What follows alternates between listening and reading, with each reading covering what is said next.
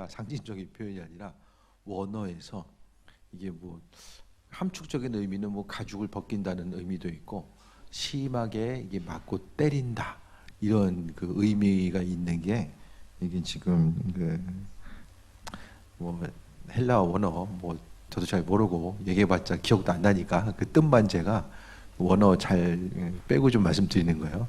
진짜 많이 맞는다는 뜻입니다. 이게 뭐 성경에 보면 뭐 신천지도 지금 14만 4천 됐는데 탈퇴한 사람이 이제 글을 써는 거 보니까 한 20만 됐는데 지금 공식적으로 20만이라고 이야기해요. 14만 4천이 넘었어요. 근데 이제 상징적으로 뭐 우리가 이야기하기도 하지만 문자적으로 성경은 문자로 이해될 것들이 분명히 있어요. 그리고 상징으로 이해될 것들이 있습니다. 이거를 문자로 이야기할 것을 다 상징으로 이야기하고 뭐 주님 다시 오신다라는 거 어떤 천국과 지옥에 대한 내용 이거 다 상징이야. 여기가 지상 천국이야. 뭐 다 이렇게 해버리면은 좀 어려워지죠. 믿음 생활하는 것이 문자로 해석해야 될 것들 또 상징으로 해석해야 될 것들 14만 4천 명의 그 완전한 숫자 믿는 사람들의 상징적인 숫자인데 그 14만 4천 하면 지금 전 세계에 지금 인구수가 어떻게 되나요? 70억, 80억 되나요? 그 경쟁률 14만 4천 어떻게 뚫어요? 예? 그보다 더 큰 바늘구멍이 어디 있어요? 그러니까 그렇게 얘기하면 안 되죠. 그러니까 근데 오늘 누가복음을 통해서 누가가 뭘 강조하죠? 누가복음은 성령 임재와 인도하심, 하나님의 은혜. 요한복음은 하나님의 사랑. 요한은 하나님의 은혜를 그 사랑을 통해서 하나님을 예수님이 이해했어요. 오늘 누가복음은 성령의 임재와 역사하심에 대해서 강조하는데 이 마태복음은 좀 율법주의적으로 왜냐하면 마태복음은 유대인들에게 주 독자층이 유대인이었기 때문에 마태복음은 좀 율법적인 내용과 사고가 많이 들어가 있어요. 그런데 누가복음은 그 성령의 인도하심과 예비하심을 강조했었던 이 누가복음에서 지금 뭘 이야기하고 있죠? 주인의 뜻을 알고도 준비하지 아니하고 뭘 준비합니까? 주님이 오실 것에 대해서 준비하는 거죠. 그러니까 우리가 이런 이번 집회를 통해서도 하나님의 그런 우리를 향하신 계획하심과 인도하심을 다 비춰주셨죠. 그게 이제 하나님의 뜻을 비춰주신 거예요. 설교를 통해서도 큐티를 통해서도 큐티가 이번에 처음 저는 많이 이제 큐티를 배웠는데 우리 큐티식 보면은 질문하기 있잖아요. 그게 한눈에 확 들어오더라고요. 우리 큐티책에도 있었어요. 질문하기하고 적용하기가. 그 질문이 많이 이렇게 와닿지 않았는데 이 질문이 그거구나. 오늘 향하신 하나님의 뜻과 인도하심을 질문할 수도 있고 내 실제적인 물음에 대해서 질문할 수도 있고 그러니까 큐티하기 전에 먼저 질문부터 이렇게 쓰고 하는 게 중요한 것 같아요. 그래서 큐티 말씀을 읽다 보면은 그걸 통해서 마음 주시고 또 적용점을 찾고 이게 좀 정말 하나님 음성 듣는 것에 있어서 이 큐티가 이게 중심이 아닌가. 구체적으로 어떤 특별한 은사 없이도 하나님의 인도하심을 경험할 수 있는 것이 큐티가 아닌가 생각을 해보게 됩니다. 그래서 주님의 뜻을 알고도 안다라는 것은 하나님의 뜻을 우리에게 비춰 주신다라는 내용이죠. 그걸 전제로 하고 있습니다. 맡겨주셨는데 준비하지 아니하고 그 뜻대로 행하지 않는 자. 하나님이 우리에게 그분의 뜻을 비춰주시는 것은 주님 만날 때를 준비하라는 것이고 마지막 때를 준비하라는 것이고 또 그 뜻대로 알려주신 것은 행하라는 거죠. 말씀 주시고 마음 주신 것은 한 귀로 듣고 흘리는 것이 아니라 구체적으로 행하라고 마음 주신 것인데 행하지 아니하는 종은 많이 맞을 것이요. 참 이게 부담스러우면서 좀 되게 웃겨요. 성경이 많이 맞는다. 이 쉽게 얘기하는데 말 안 들으면 많이 맞는다. 지금 얘기하는 거잖아요. 이게 좀 재밌는 표현은 아닌데 사실 성경 이제 문자로 이제 해석해 놓은 것 자체가 그대로 이제 해석을 해놓은 거예요. 그래서 이 경각심을 좀 가져야 되는 내용이죠. 말씀을 통해서 알고 있으면서 행하지 않는 사람 많이 만난다. 이거 고의로 지은 죄, 그러니까 몰라서 하는 것이 아니라 그러니까 하나님은 그분의 뜻을 우리에게 비춰주시는 거죠. 그러니까 종의 결산이라는 것은 교회 구성원들, 지금 교회에 있는 사람들, 우리 광역교회에 있는 사람들, 이 시대를 살아가고 있는 교인들에게 이야기하는 거예요. 왜냐하면 교인이 아니면 주인의 뜻을 알 수 없거든요. 교인들에게 비춰주신 것입니다. 그러니까 하나님의 뜻과 인도하심을 통해서 살아가는 사람들을 생각했을 때에 주의 뜻이 무엇인지를 비춰주시는데 그 말씀에 대해서 알고만 있고 교회 한 5년 이상 다니면 설교 말씀 뭐 처음 듣는 내용이 뭐 얼마나 되겠습니까? 잊어버렸던 것들 다시 한번 돌이키고 갱신하는 거죠. 뭐 그러니까 중요한 것은 하나님 말씀을 듣고 깨달아 알아서 하나님 순종하라고 계속 주시는 것이고, 말씀이 새롭게 들려지는 것은 왜냐면은 순종을 안 하기 때문에 이게 새롭게 들려지는 거예요. 말씀대로 순종하다 보면 내가 그 말씀 순종하고 있기 때문에 자연스러운 내 것이 되는데, 이게 순종이 안 되다 보면은 좀 낯선 것으로 다가올 수밖에 없습니다. 두 번째, 알지 못하고 맞을 일을 행한 종은 적게 맞으리라라고 합니다. 또 한 사람이 나오죠. 몰랐어요. 모르고서 행한 거. 그럼 차라리 모르는 게 낫다라고 생각할 수도 있죠. 뭐 알아가지고 많이 맞느니 차라리 좀 몰라가지고 덜 맞는 게 낫지 않을까라는 생각을 하겠지만은, 이게 하나님 말씀대로 살아감에 있어서 그 일꾼들에게 하나님께서 비춰주시는데, 이것을 다른 걸로 해석하기보다는 좀 실수할 때가 있잖아요.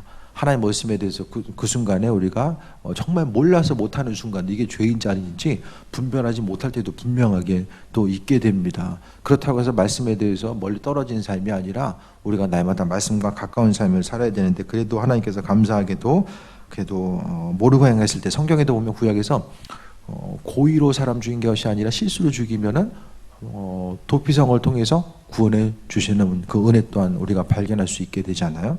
그래서 하나님께서는 그 계속해서 지금 오늘 누가복음 12장이 그 천국의 비유, 이 세상에 있어서 35절부터는 깨어 있으라라고 이야기하고 54절부터는 또 때를 분별하고 57절부터는 회개하라.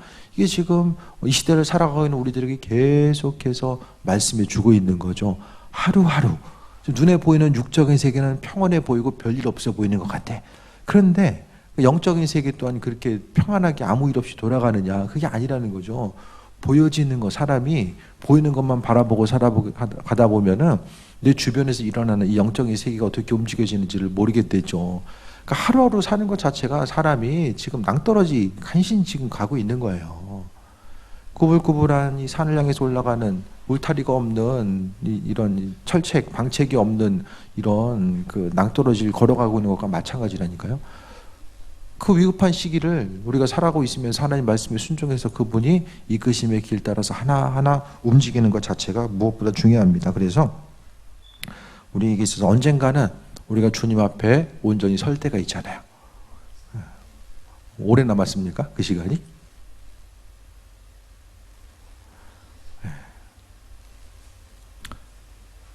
나중에 나이 먹어서 여유가 생기면 교회 다닌다고 하는 분들이 계시잖아요.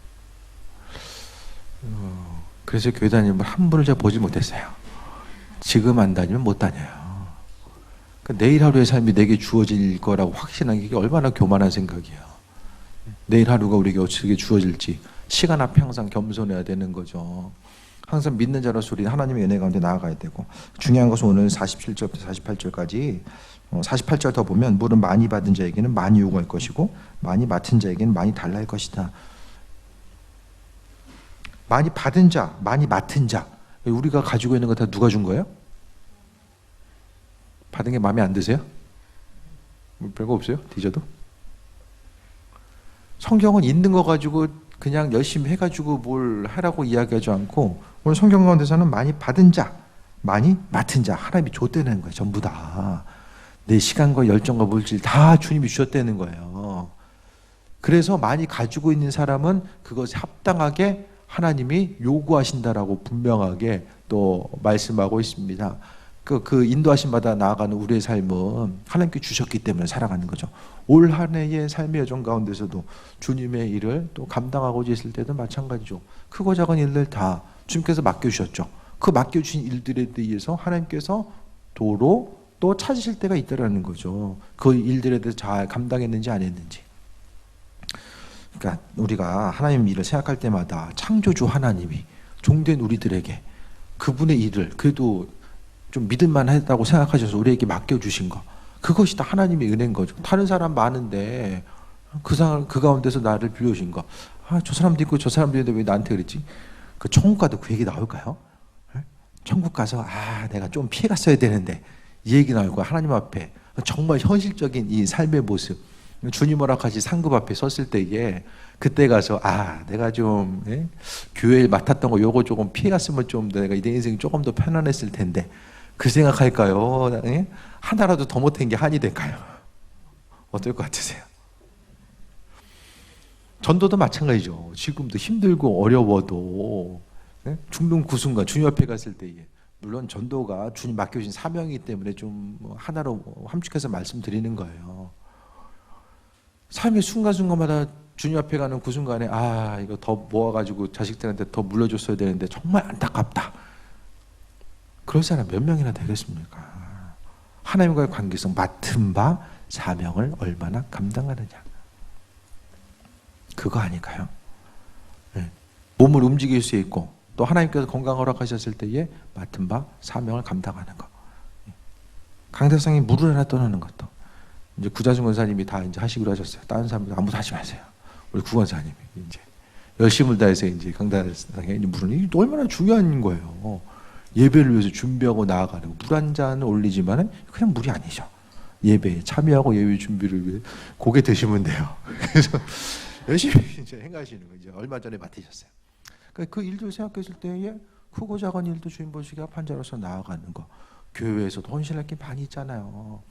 그 일 자체가 그냥 성가대도 그냥 MR 틀어놓고 찬양하고 그냥 틀어놓고 다 할 수도 있겠지만 왜 우리가 굳이 그 일을 하느냐?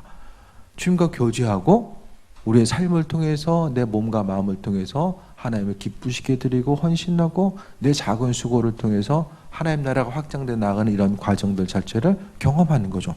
그래서 하나님이 작은 일이지만 그 일들을 감당할 수 있도록 은혜로 더하시고 다 맡겨주신 거예요. 하나님의 것을 우리에게 맡겨주시면서 많이 받은 자는 많이 요구할 것이고 많이 맡은 자에게 많이 달라 하신다. 하나님이 맡은 것 달라 하신대요. 주님이 달라고 하고 있어요. 성경에는 주님께 이렇게 드려야 될 것도 있지만 주님께 구워주는 것도 있죠. 이웃 사람을 도와주고 섬기고 나누는 것. 주를 위해 선신한 것 자체를 하나님께 구워준대요.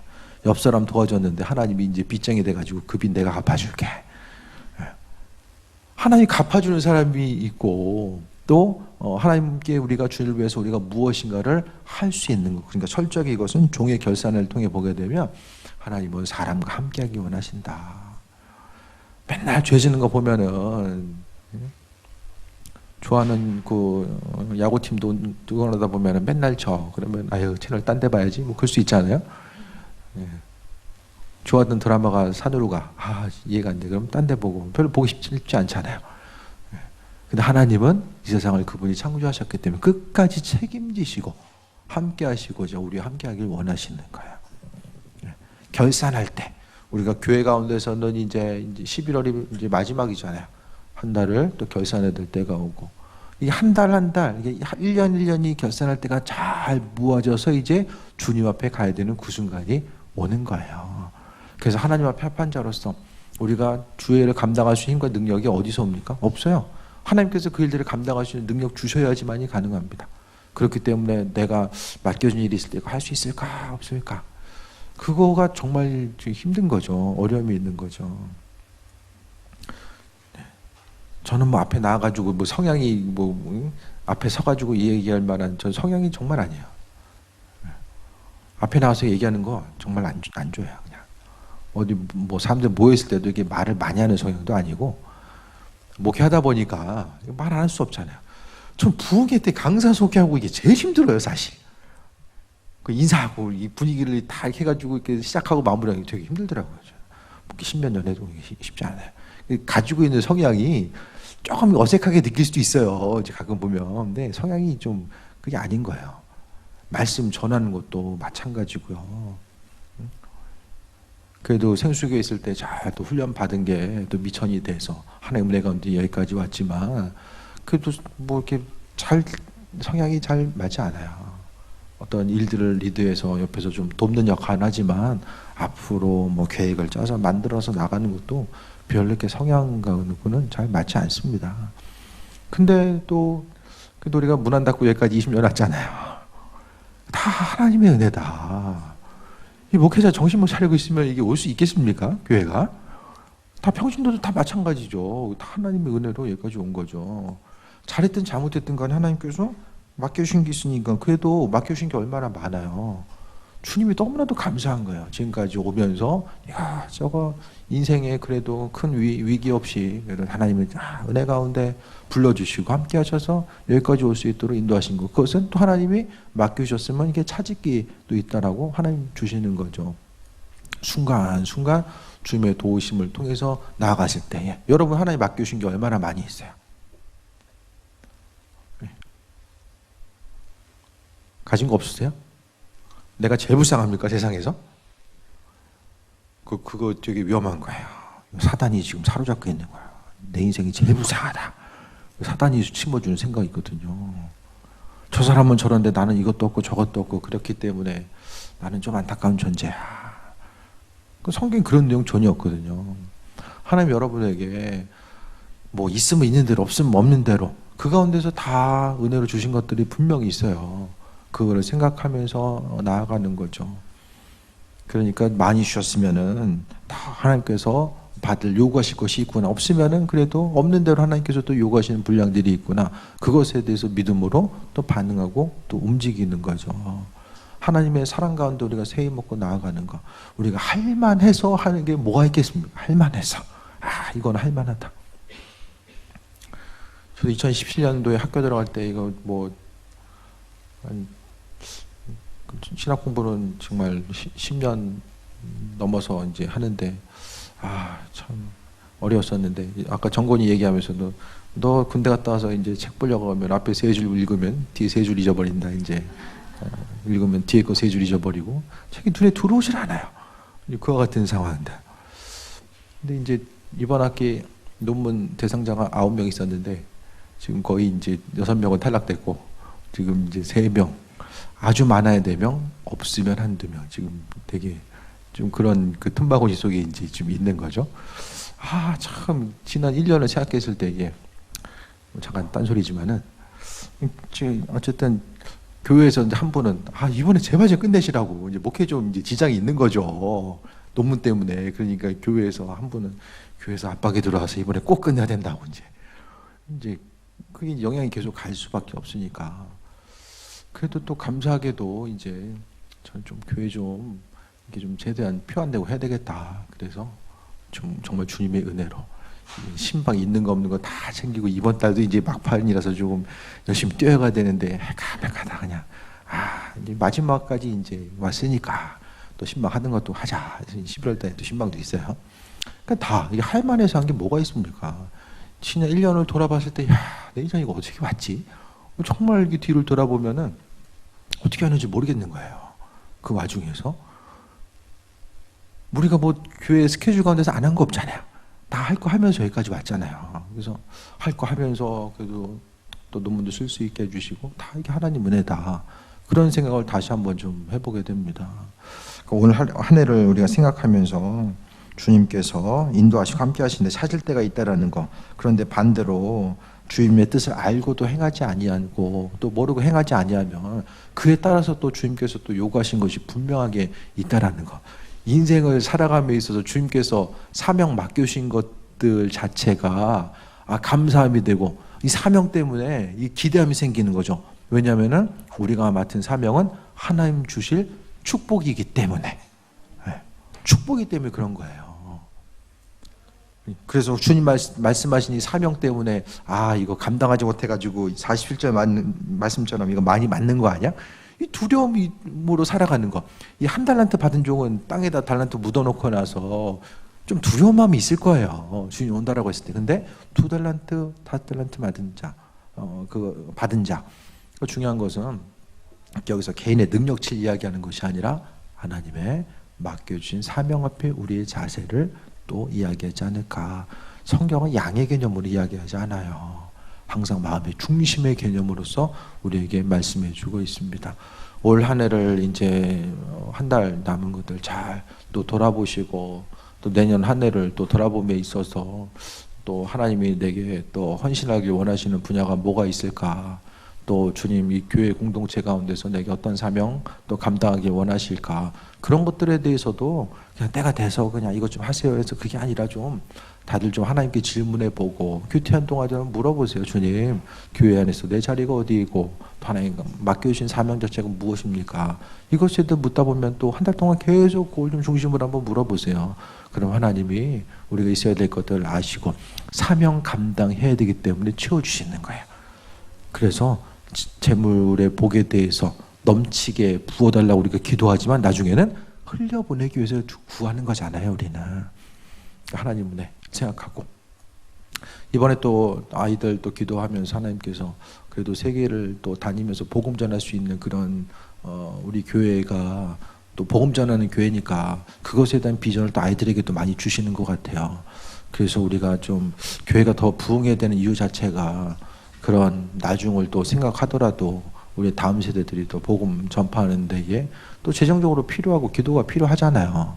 이런 것들을 생각했을 때도 그런 것들을 공급해 줄 수 있는 좀 우리 단순한 뭐 교회가 부흥하고 성장하고는 생존의 문제가 아니라 좀 하나님 허락하신 교회를 향하신 이런 뜻, 예비하심, 그 비전들을 좀 생각하면서 움직이는 게 어떨까, 그런 마음 또한 좀 이번 한 주간 들었습니다. 우리의 삶을 통해서 하나님 맡겨주신 일들을 잘 바라보고 결산할 때가 있다. 결산할 때는 우리에게 있어서 두려움의 순간이 아니라 하나님의 은혜와 축복, 그 상급, 잘했다, 충성된 종아, 그 한마디 들으면 끝나는 거죠.